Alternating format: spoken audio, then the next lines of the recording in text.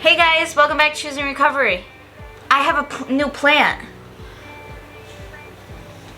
Plants are alive. They are, they give off energy. Anyways, my name is Olivia. I'm Scotty. And today we have an incredible story from Jonathon, so let's just zoom. Zoom. Zoom.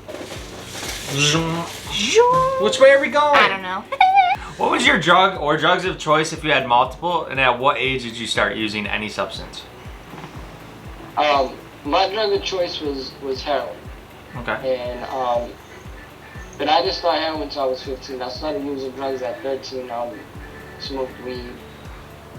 Pretty much. I was the introduction to it all was weed. Yeah. We say it in almost every video, man, because it seems like between 11 and 13 is when people start to experiment for the first time. And we do a lot of research, and it's shown that in a 25-year study that the average time for someone to start experimenting with any substance is between 11 and 13 years old. You know, so it's actually insane. Yeah, you think there would be a prevention against it, but there's not. So. Yeah, unfortunately not. No. Yeah.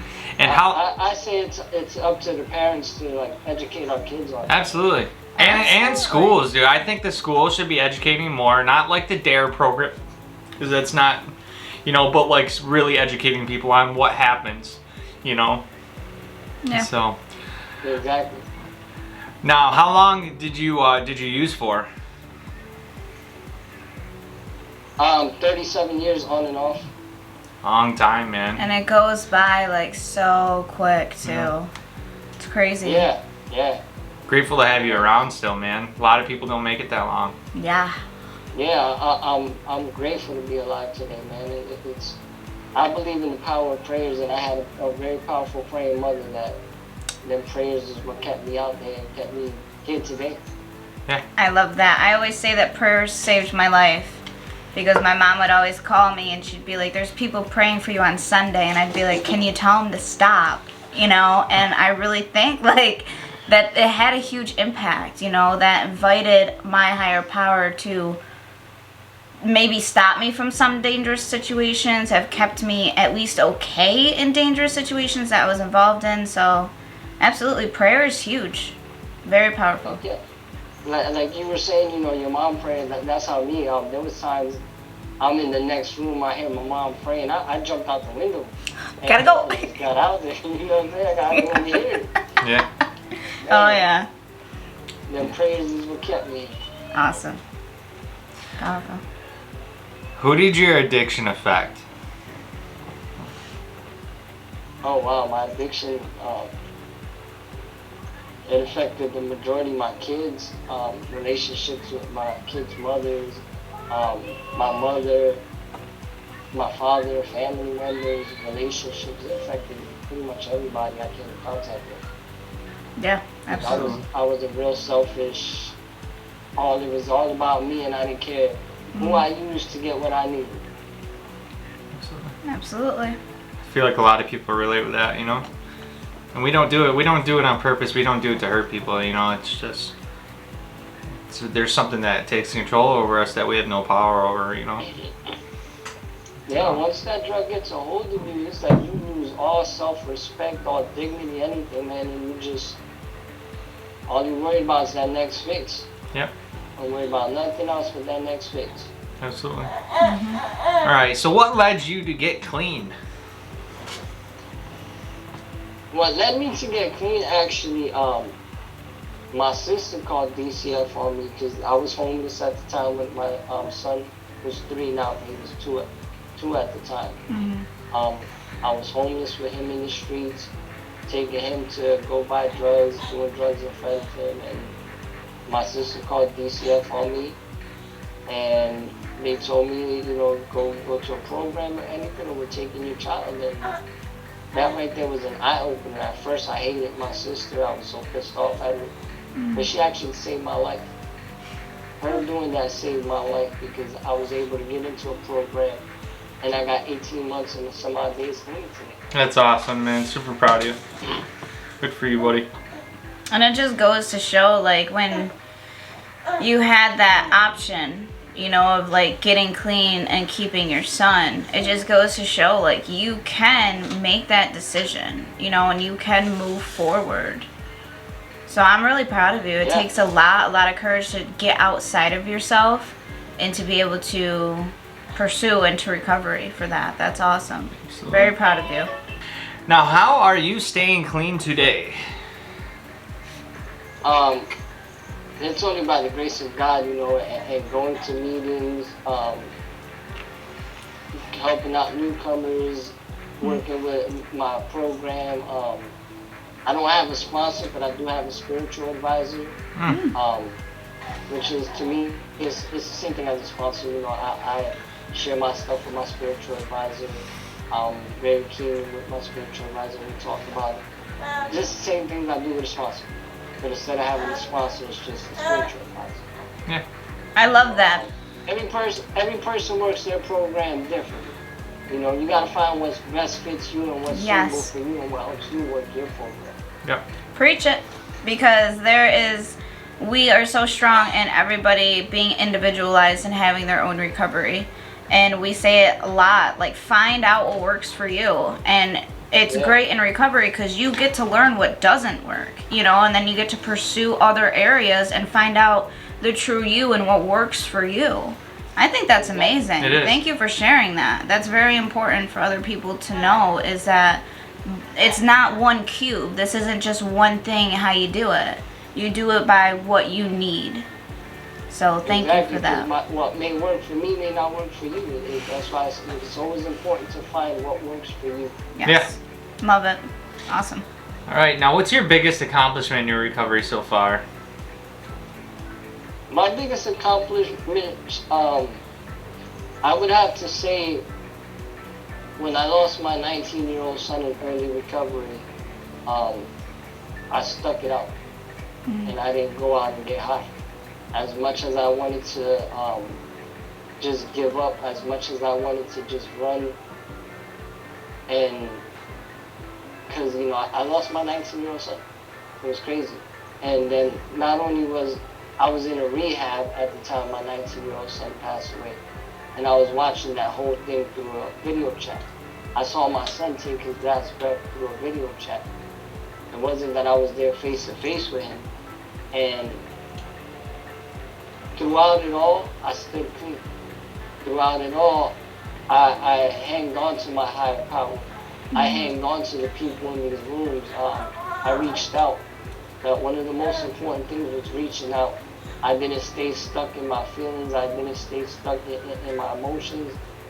As much as heavy as that phone, because you know that phone gets heavy, I picked up and I reached out. I didn't isolate as much as I wanted to, and I worked my emotions out.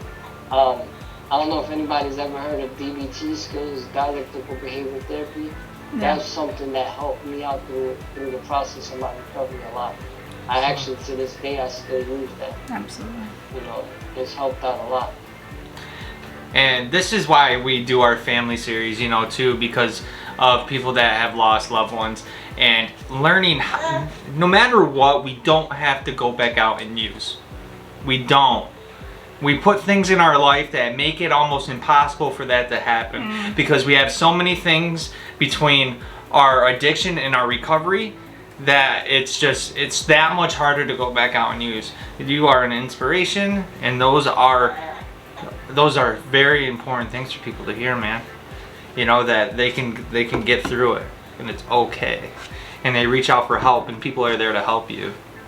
You know, so again, super proud of you, dude. I'm so inspired by your vulnerability, and I'm sorry for your loss. Absolutely. And I'm so touched. I'm incredibly proud of you, because you chose to stick through it.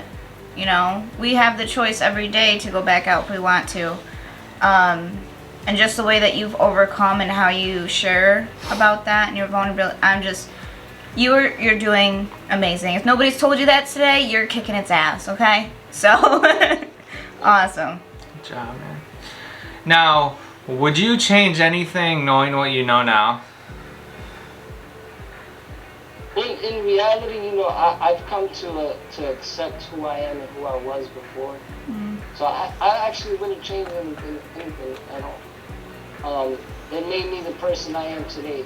Even though I've been through dark places in my life, and even though I've seen some things I shouldn't have seen, been to places I shouldn't have been, you know, my experiences was to help somebody else out in this world. I've always believed, I'm a firm believer, you know, what I go through in my life is to help somebody else out. Because, you know, what's freely given to us, we got to give it away. And if I used to hate being in a rehab center, and one of the counselors, you know, all they know is book stuff, but they never were addicts, they never were, okay, your time is done. Sorry about that. It's okay. You know, they weren't addicts, they don't understand about that. And I used to hate them being like, what you gonna tell me that I don't already know, that I've been through? Very stuff from books that they help. So I wouldn't change. Your audio's cutting out. Oh, is it from your headphones right here? You hear me now? Yeah. Yep. Yep. Nah, my daughter was calling through Messenger. Oh, okay. So the phone probably. Yep. We'll That do happens. Do you remember? So, yeah, like Yep. I was saying, I wouldn't change anything. I wouldn't change anything because my experiences is to help other people. You know, yeah, I've been through some rough patches, some dark places, but at least my experiences of getting out of that place and getting out of that darkness can help somebody else out. You know, I'm a firm, especially knowing the things that I've known and going through the situations. My dad introduced me to the drug. My dad was a big time drug dealer, big time, and that's how I learned all about that. But my dad, before he passed away with over 10 years clean, and he showed us that there was a way out of this. Wow. You know, he showed us you don't have to die in this addiction, you don't have to die in these streets and this lifestyle. He showed us a way out. Oh, I love that, man. I absolutely love that. There are so many people that we interview on here, and they talk about how they were like a using parent, right? And it comes with the shame and the guilt of that. And I was like, but look at how incredible that is. You know, like, yes, despite the fact that that happened, but you get to turn around, you get to show your kid, like, you can be whoever you want. You are so powerful, and the same fight you have is in them. You know, and that's Yep. huge. That's so amazing. Absolutely. Now, if you could say something to someone who is still actively using, what would you say to that person? Oh man, what I would say to that person is, you know, it may seem rough and it may seem hard, but it's worth it. Because your next fix could be your last fix.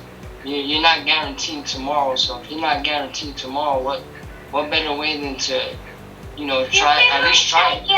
At least try it and at least try it and it. I got this thing when I'm in like a meeting or something, and I talk about my higher power, and I tell people, if you don't have a higher power, come try it. If you don't like it, give it back to me. That's the same thing with recovery. You know, I'm telling you the same thing with recovery. Come try it. If you don't like it, give it back to me. I love that, man. I love that. It may not be easy, but it's worth it. I get up every day with no sickness. I get up every day motivated to do things today. Should I have money today? Yeah. That's awesome. Absolutely. I love that saying. Absolutely. That would make me want to get sober there, just having money, you know? Yeah. For real, man.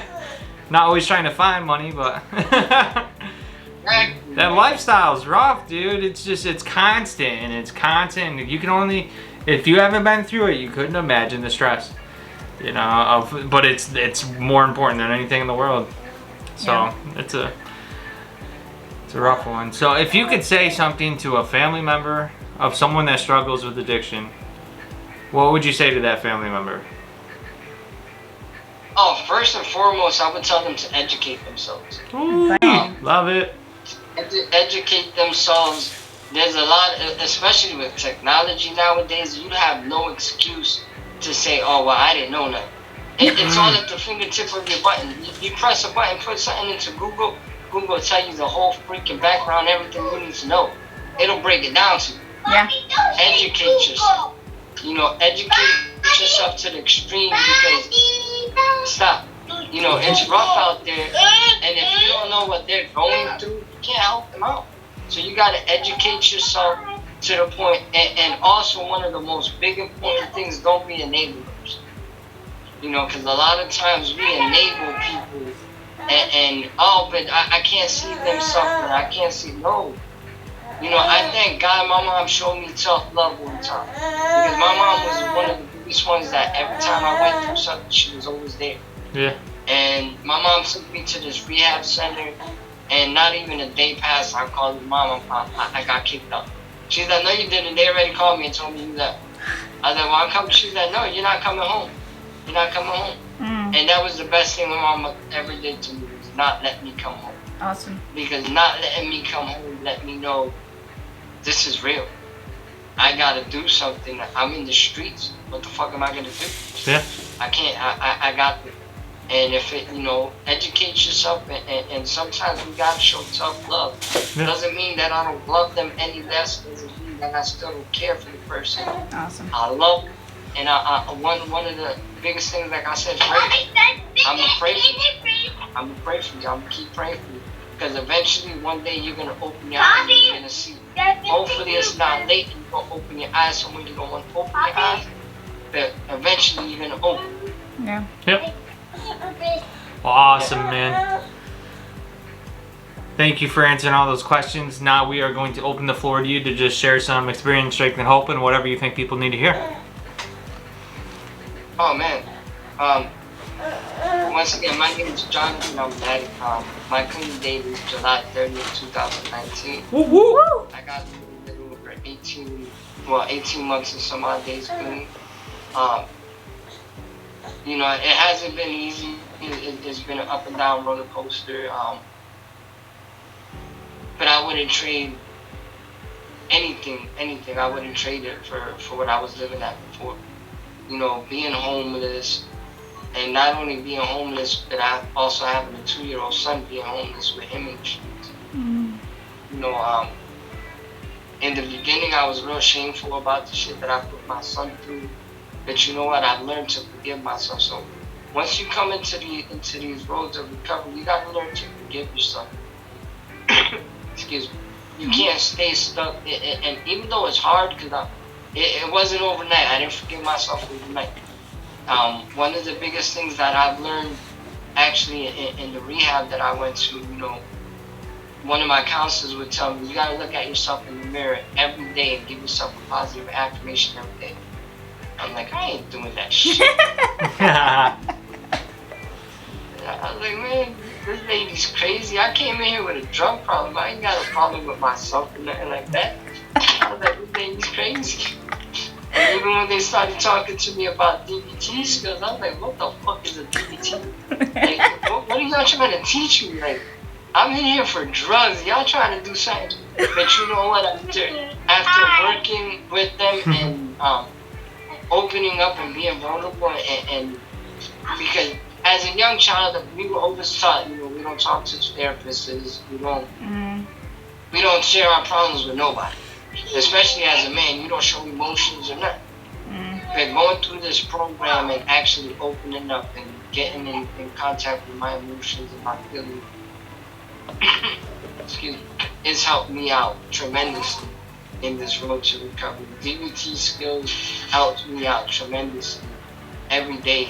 You know, like I said, when I lost my 19-year-old son, man, if it wasn't for these walls and these rooms and these people in these rooms and the DBT skills, I wouldn't be here today. I wouldn't be here today. And then, you know, 5 months after my son passed away, my sister passed away. And, you know, it was rough. It was rough, but throughout it all, I did not pick up. Throughout it all, I trusted in my higher power, and I spoke about it. I didn't stay quiet. I shared about it. Even if I sounded like a broken record in meetings, I don't care. I was like, this is about me. I don't care if you're mad because I'm sharing about it, I gotta get it off my chest. Fuck your opinion, fuck your feelings, this is about me. I had to be selfish. Absolutely. I had to. Because if I wouldn't have been selfish and put myself out there vulnerable, all the emotions and the feelings that I was going through about losing myself, I would have lost. I would have lost. You know, and even to this day, it's not easy. It's not easy. There's been times when I still wake up thinking my son's gonna text me. I still wake up thinking he's gonna call me. But I thank God that I don't pick up. Yeah. If anything, I could tell people, you know, if I could do it and not pick up from losing the son, yeah, I can fight this. And one of the biggest things I've always said, you know, when we were out in the streets, we went hard for our brother. We went hard out in the streets for what we need. So we got to go 3 times harder for our recovery. Absolutely. 3 times harder. Because if we was willing to go to any means necessary to get high, we got to be willing to go to any means necessary to stay clean. And more. Because this is about our life. Man. Every day, if you look at people are losing their lives out there every day. Every day there's somebody drug overdosing of drugs and dying. You know, us that are still alive, we gotta let them know that it's possible. It's possible. You know, 2 years homeless, 37 years of drug addiction, but 18 months clean. And I couldn't be any more happier than what I am today. Absolutely. And with that, I thank y'all for this opportunity, man. No, we thank you for hopping on here, man. Your It's an inspiration, wisdom, man. knowledge, and strength you have is just undescribable. You inspired me. I feel it in my heart. You're very inspiring. See, a lot of people, you know, I look young as hell. I'm actually 42 years old. You know? Oh. Yeah, you wouldn't have known. That's a good trait to have, though. You know? A lot of people think that, especially, you know, I don't look my age. I'm 42. I got 3 grandkids. And, man, like I said, I get to play with my grandkids. That's Yeah. awesome. Something that when I was in drug addiction, I couldn't do that. I'll never forget the day my daughter told me, if you want to be a part of these grandkids' lives, you better do something. Shit, today she trusts me leaving the kids here with me. Yeah, isn't that an amazing feeling to like go from a completely piece of shit to like people trusting you with their children or even just being in their home, you know? Absolutely. Exactly. And you have an amazing story to tell, man. So whenever we start a new series, you know, we'd like to get everybody back on here that's been on here, you know, and see where they're at. Yeah. Whether it's a year from now or 2 or 3, wherever this journey takes us, you know. Like I said, you have an amazing story. And if it didn't help anyone, it helped me, you know. Yeah, it And helps that's me too. why we do this, man. We're not trying to save the world. We're just trying to help One person at a time. Absolutely. My name is Jonathon. I'm an addict. My clean date is July 30th, 2019. Woo-woo. And I'm grateful for my family, for my kids, the home, everything.